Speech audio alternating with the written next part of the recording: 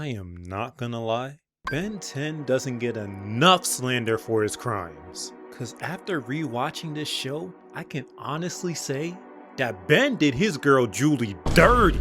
Like when I tell y'all that he was a terrible boyfriend, nah, F that. The worst boyfriend I've ever seen in cartoons by far. Sorry about that, Ben just got me tripping like crazy. You'll see why soon enough though. But anyway, when he meets Julie for the first time in Alien Force, she was just cheering him on at his after-school soccer match, just enthralled with the wiggy. And he was only a goalie. No offense to all the goalies out there, but let's be honest. If you ain't a striker, it's rare that people care about you like that. Or maybe not. Shoot, I don't watch soccer, bruh. Anyways, what Julie didn't know is that once she gets into a relationship with this man, that she's finna be fighting for my life. And I ain't talking about the aliens they be scrapping with. So fast forward a couple of episodes, this dude finally goes out on a date with her to the pier around nighttime. But of course there's this alien that comes after them in the middle of everything. So in order to conceal his identity, he either abandons old girl for a long period of time or lock her in a closet like she a red pill nigga while he goes off to fight the alien terrorizing the pier until it eventually ends up capturing her anyway and he has to fly after it in order to save her, which will tend to happen a lot, so you've been warned. But apparently, she wasn't even being kidnapped for real. The alien just needed help saving its other alien owner from exploding. And this forces Ben to already reveal his secret identity to Julie, which she instantly has no issues with. Shoot, thinks it's cool even. And Ben's dumbass all like, cool? Duh! Anybody would think that she's as cool, bruh. In the beginning of the episode, right, this Wiggle was worrying like, oh, what if she finds out about the Omnitrix? Wiggle, you ain't Spider-Man, calm down. Either way, they help the little alien save his owner, whose name is Bazel, by the way. And as a token of gratitude, Bazel allows Julie to keep the little guy, whose name is Ship.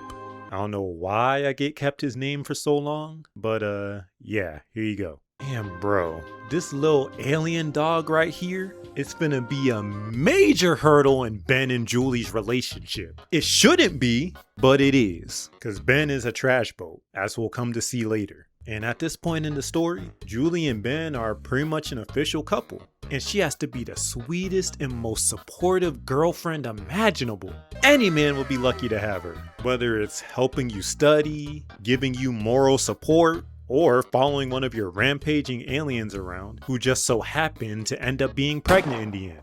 Yeah, Ben is a mama. She is definitely a keeper. Well, too bad Ben didn't think so. At least, not yet. Cause throughout the entirety of Alien Force, Ben was fairly mature and decent towards Julie. But in the sequel series, Ben 10 Ultimate Alien, Ben is a whole different beast, bruh. When I tell y'all that this dude becomes the most insufferable, idiotic douchebag known to mankind, it's just ludicrous. And I ain't talking about the rapper. So for context, Ben's secret identity is revealed to the entire world on some Spider-Man Far From Home type shiz. And now Ben is a mega famous celebrity overnight and can't go a second outside in public without being swarmed by fans. So how does Ben handle it? Like a Kanye West, that's how. This wigga's ego goes all the way to the moon. He just soaks up all the glory like a sponge. Yeah, so apparently, Cartoon Network thought it was a great idea to completely nuke Ben's character development in Alien Force and revert him back to how he was as a 10-year-old jit in order to, and I quote, increase ratings. Man, they sure increased the ratings alright. The rate at which I want to swat this wigga like a fly. Because the episode Duped was one of, if not the worst, offender of this dude being a Makoto from School Days level boyfriend. So, Julie has this tennis match, right? Oh yeah, she's into tennis by the way. I forgot to mention that about her. And both Kevin and Gwen are showing their support by actually being there to watch her play. But Ben, nowhere to be found.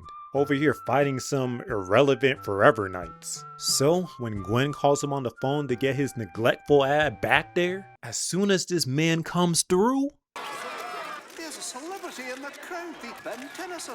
Look at this fool, bro. Just hogging all the attention from his girl's match, causing her to flub up her serve. But thankfully, she still ends up winning her match and can move on to the finals. And this dude has the audacity to walk up to her and be all like, "Great game. Look at you weren't there, god dang it." So while they're waiting for the finals to start, this jit Ben thinks it's a great idea to go and see this new Sumo Slammers movie that premiered on the same day. And I'm just thinking to myself, just see the movie tomorrow, man. What are you doing? It ain't gonna go away. But Gwen, being the voice of reason, tells him to stay and support his freaking girlfriend and says he can't be in multiple places at once, which unfortunately gives Ben a terrible idea to do a whole shadow clone jutsu as Echo Echo in the bathroom, somehow creating 3 clones of himself, which also separates him into 3 distinct personalities. The sensitive one, the obnoxious one, and the regular one, I guess. But this clone right here is finna do some crazy damage in a second. So the sensitive clone goes with Kevin to investigate the Forever Knights, and the douchey one goes with Gwen to watch Julie's match, while the main Ben goes to see the movie. Oh my gosh, bruh. But while the tennis match is starting, Ben is over here just yelling across the stadium, doing way too much to cheer Julie on. Over here embarrassing the freak out of her. Like, look at how sad she looks, man. Aww. Yet, what he does next is just egregious. So of course, everyone swarms to get pictures of Ben, and dude is just loving every second of it. But as soon as his female fan comes over and asks him if Julie was really his girlfriend, just hear what this dude says. Hey, things change. Ow! What? Things change? He was literally ready to cheat on Julie right then and there. This wigga is a demon. And no. I don't care if this clone has his douche meter turned up to 11. It's literally a part of Ben and his personality, which takes a lot of precedent in this show. And trust me, his player ways don't stop here. You'll see later. So after Ben straight up slanders Julie on the court, talking about it's just a dumb tennis game, she was supposed to lose anyway. Like, how the frick do you even say something like that about your girl, bro? These are definitely Ben's intrusive thoughts, and they are having a freaking victory lap. God dang! The Ben that's with Kevin fighting the Forever Knights calls the other 2 Bens for backup. And I understand the real Ben dipping from the movie, but this Ben should have stayed his ass put. The other Bens could have handled it. Bro couldn't wait to leave that stupid tennis game. Trash. And after the day was saved, Ben goes to talk to Julie after she won her match. But for some reason, Julie apologizes. And it's for being mad about him leaving and fighting bad guys? What? Julie, I'm on your side, girl. But what you should be angry at is how this wigga was acting during your match and hitting on another blonde bimbo while you were right there. Like, what the hell? Ugh. Anyway, Ben offers to make it up to her. So she suggests that they go and see the new Sumo Slammers movie that came out together. And just peep what Ben's dumbass says. Actually, I already saw it. During your match? Is this nigga serious or what? You are an ignoramus. How can you be this stupid, bro? Even Kevin's dumbass face palmed like, this wigga is stupid. Ben just does and says the wrong things every single time. And don't worry, this is gonna be a big recurring trend throughout the video. Case in point, in the episode Hero Time, Ben, Gwen, and Kevin are in line to see the premiere of this Twilight knockoff that Kevin for some reason is a big fan of, in order to get a chance to see the lead actress, Jennifer Nocturne. And of course, there's some hijinks that ensue, because it's a freaking action show. And after Ben saves the day, this random hero named Captain Nemesis pops up on the scene. Dude already sounds like a villain. Who greenlit that name for him? they need to be fired. And yo, as soon as the criminals are dealt with, look what happens. I'm your biggest fan, Ben Tennyson. What? Why are you smiling? Nah, this wigga is a dodo bird. Cause this is insane. When the kiss appears on television, he even has the nerve to tell Julie that she kissed him and didn't even enjoy it. My wigga, the proof in the pudding is right there. Even talking about her taking him out for dinner and chilling in her hot tub. I love me some hot tubs. But you trifling, Benjamin Kirby Tennyson. Yes, his middle name is Kirby.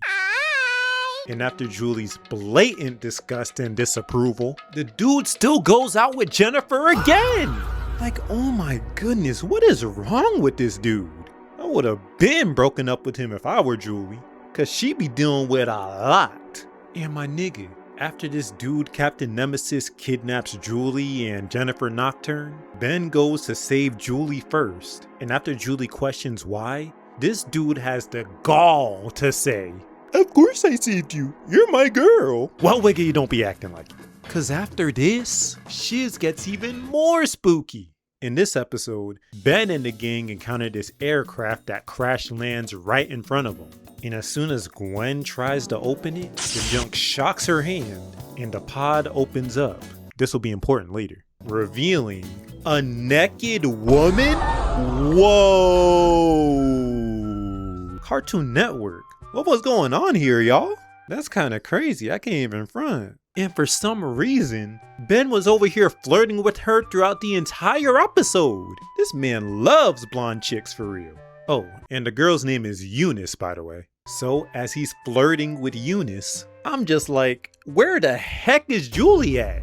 So apparently, off screen, she done broke up with him. But not exactly. What Julie actually said is that he has such little time for her that they might as well be broken up. And Ben took that shiz and ran, not even trying to ponder on it. Cause dude was literally about ready to cheat on her again. Look!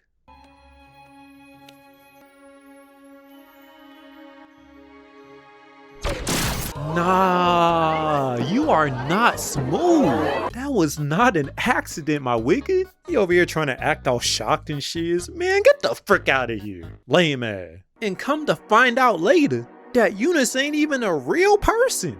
She's the first Omnitrix apparently. And the reason she looks like a woman is because she was fused with Gwen's DNA when she touched the pod earlier. Sweet Home Alabama, anyone? Craziness. And shoot, the episode after, Ben and the gang are fighting the Forever Frauds again. And Ben was low-key getting whooped by these fake Ewoks somehow. But then he encounters Julie, who needs his help. And Ben was over here being all cold to her and stuff, thinking that they were officially broken up. But Julie explains to his dumb ass what I told y'all earlier, saying that they might as well be broken up.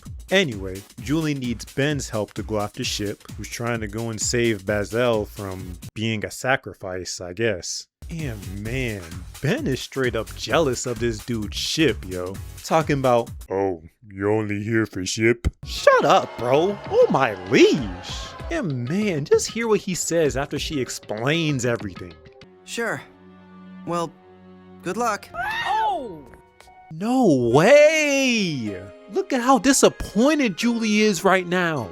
She doesn't deserve this kind of treatment, man. This dude is one of the biggest a-holes I've ever seen, bruh. Rightfully so, Julie gives Ben the silent treatment and goes with Kevin and Gwen to give Ship backup. And when Ben eventually catches up with them, dude is still acting out, and Kevin gotta be the one to knock this shit down a peg. I don't deserve this. I'm a world-famous hero. You're a world-famous jerk. Yeah, no doubt about it. His ego is definitely as big as Kanye's now. But after a few fights and finally saving Ship and Bazel, Ben and Julie hash things out, I guess. And Ben promises that he'll try to do better.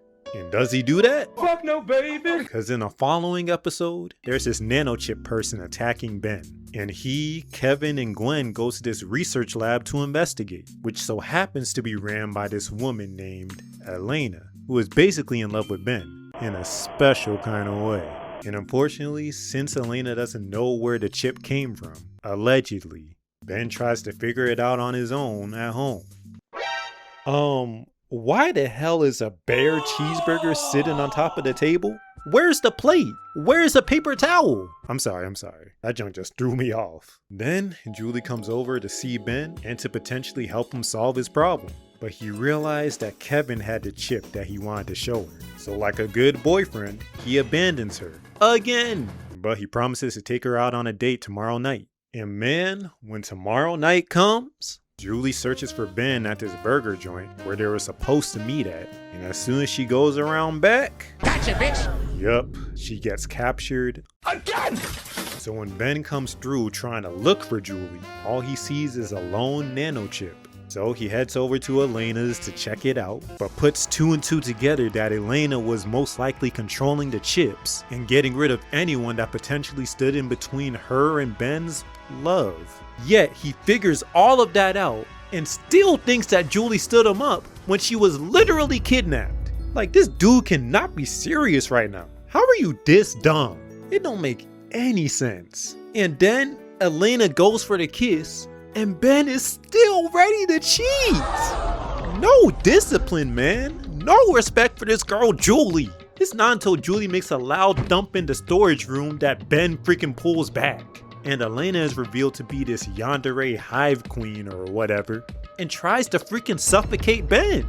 Cause if she can't have him, no one can apparently. Well, that is until Julie convinces her to unalive herself in GTA in order to save him. At least that's what we think. But nah, bruh. This next episode is where Ben was just tripping.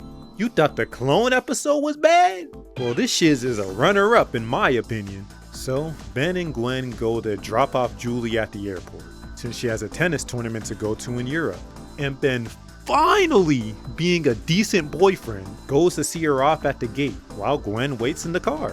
Well, that is until there was a hostage situation happening on the radio that had to do with this serpent alien guy. And realistically, Gwen could have handled that nigga by herself. But Ben decides to go and tries to drag Julie along with him for some reason. Like, you wanted her to drop out of this very important tournament to go with you and stop the bad guy?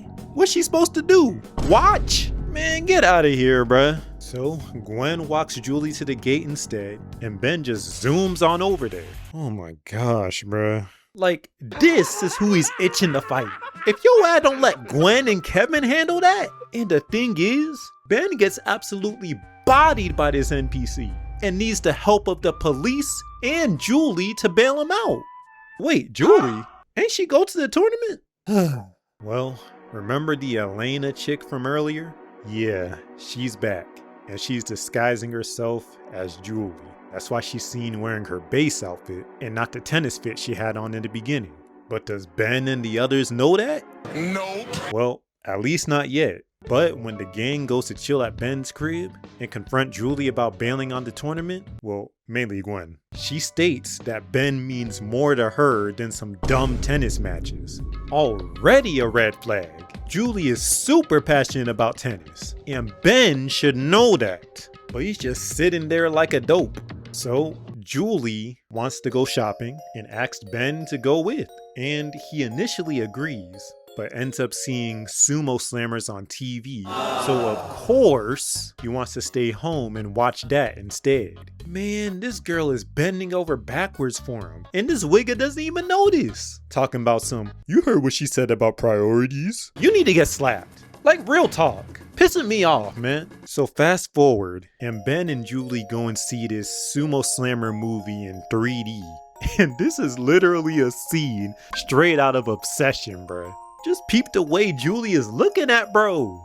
She is head over heels for real. No tears for fears. The sucker don't even know his own girlfriend's personality. That's sad. But as we fast forward a little bit more, Ben goes off to fight crime again. And after that, he tries to search for Julie. So he goes to her house, but the dad ends up answering the door and drops the most stinging line I've ever heard in this show. Hi, can I see Julie? She's not here. You should know that. Get him, Mr. Yamamoto. This wigga a goofy. So, as Ben heads back to his place, he sees Julie sitting on his doorstep. And what this dude does next is absolutely ridiculous. Like, you cannot be this sorry. I brought you some chili fries.